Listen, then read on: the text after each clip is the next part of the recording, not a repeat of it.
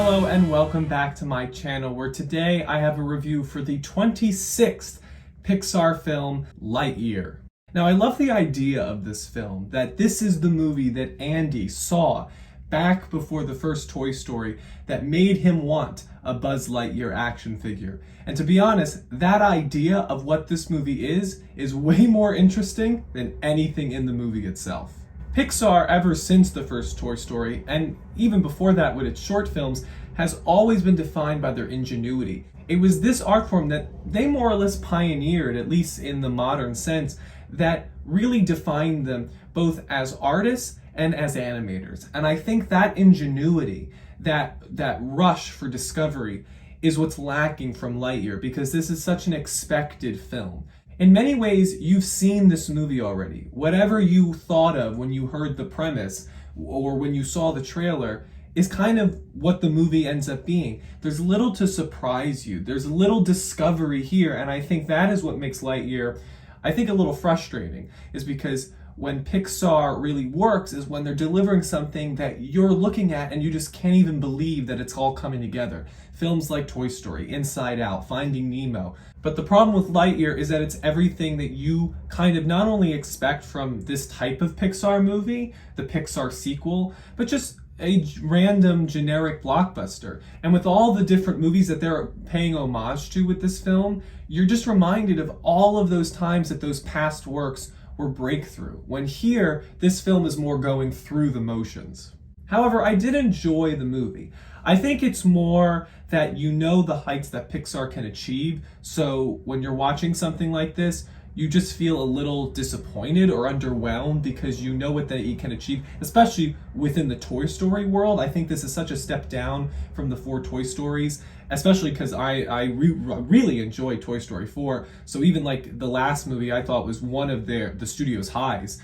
So I think that's also what contributes to some of this underwhelming mentality I have with Lightyear, but it's a fine film and it's a very enjoyable film. And I also think that what really brings it all together and why I think I lean more positive on the movie is because the moral is, it's not only good to have in the world, but for a movie that's target audience is children, I think it's a moral that kids will benefit from. There's a lot of merit to trying, but just to show up, just to be there and to try your best, it's a lesson that I think kids would really benefit from. It's something I think Monsters University also hit well, in that we kind of have established trajectories for people, and sometimes to fill those roles, to fill those names from our families, for example, is something that they did with the Hawthorns in this movie that I really liked. Sometimes that's difficult, and it's hard then to navigate your own life because you're trying to match yourself up to an already predestined one. And I appreciate that this movie balances those themes of trying to discover your own identity in a world that's trying to thrust one onto you. I also think something that is quite strikingly realized in the film are themes of toxic masculinity. Now, they could be interpreted as just main protagonist syndrome in terms of what Buzz's arc is all about, him learning that he's not the center of attention, though a movie that is named after him, it's kind of hard to make that case. But still, I do think that the movie has enough here and enough characteristics to show that this is a movie that's trying to talk about toxic masculinity, especially in the third act, which I will not reveal here because it was a twist and I actually was quite surprised. For a second, I got a little just bored with the movie because I thought it was going to go down a certain route, because I was like, this movie isn't surprising me. I already know what's going to happen. But the twist delivers. I think it's a nice thing. I don't think they necessarily execute it beyond just the reveal necessarily. I don't think they do as much with it. I do think they reduce some of the themes of toxic masculinity that they could have hit harder. And I think previous Pixar, pre-Toy Story 3 Pixar, I think would have hit maybe harder, because it just seems as if this movie knows what it wants to be. It wants to be a summer popcorn ode to the classic 80s and 90s blockbusters. It just doesn't have the same desire to be of something greater. And I think that's what I see in this whole arc and theme about toxic masculinity, because it's definitely there, but they don't hit it as much as they could. And I don't think in the end the movie really comes down on saying anything remotely interesting about the topic.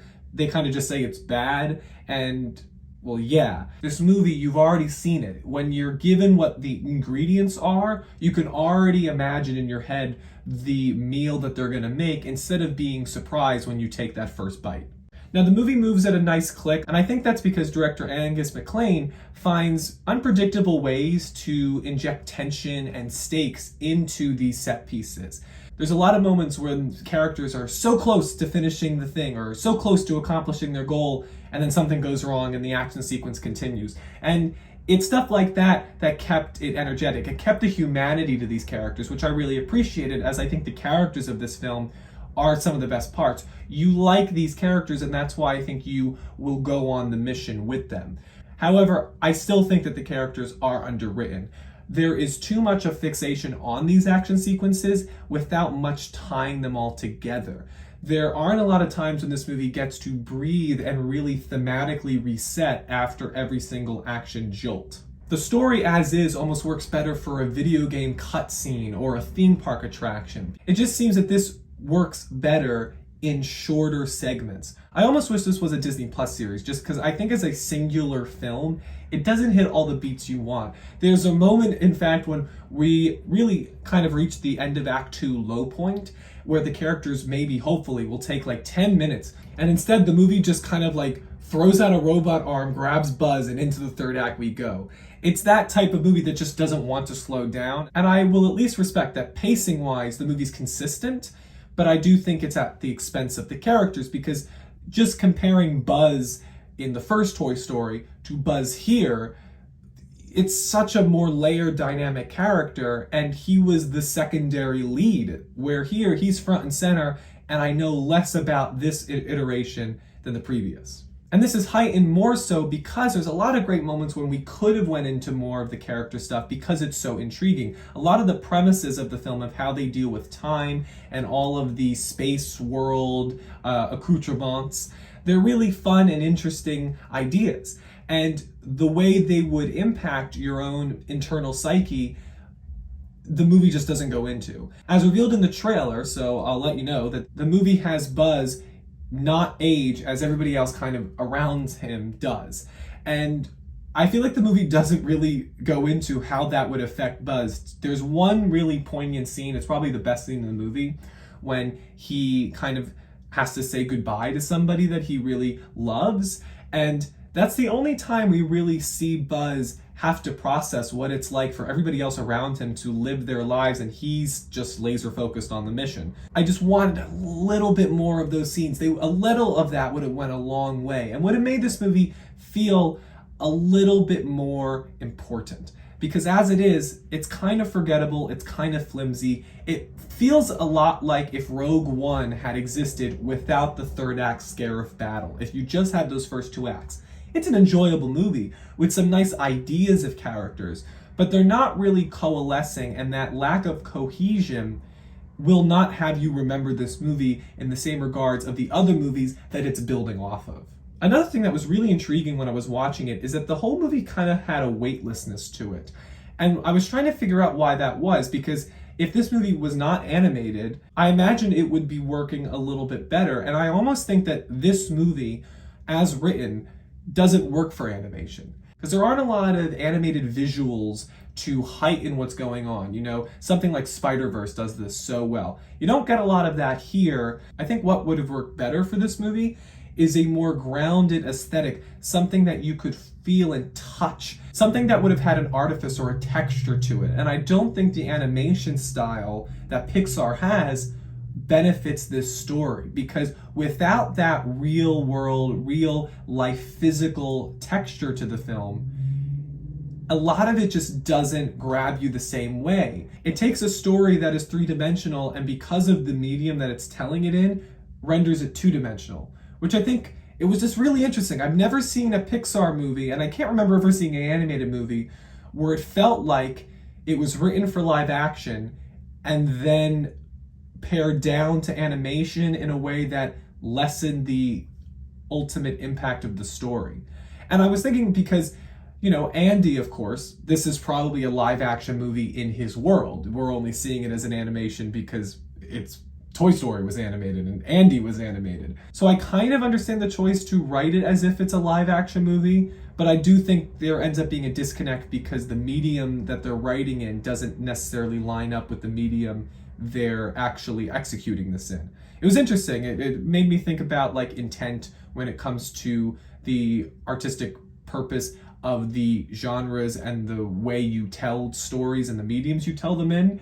So again, as you can see, Lightyear, it gave me things to think about. It's not a fruitless effort to go to the movie because you're going to be entertained. It does have, I think, a couple moments of poignancy. I think Chris Evans is just really great in this role, as is Keke Palmer, Uzo Aduba, Taika Waititi, really great voice cast. The only reason I'm a little bit more negative about it as a piece overall is not only because you know what Pixar is capable of, but also a lot of these elements just don't feel like they stand on their own as much. They feel like they're contributing to the whole of what Hollywood feels is accepted now. And so the only worry is that even if I enjoyed myself in Lightyear tonight, I wonder how long it'll be until this movie escapes to the back of my mind.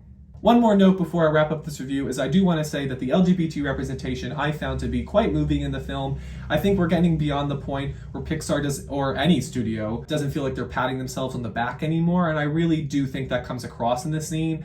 And yes, it is unfortunate the way this has been politicized, but I just want to say, and I want to voice my support that this is, I think, the right type of representation that we should be looking for. It's a truth of these characters' lives that I think was beautifully handled, and I hope this is where we'll go forward, not only with Pixar and not only with Disney, but with Hollywood as a whole. So that's my review for Lightyear. Let me know what you think of it, and where does it rank among the other Pixar movies?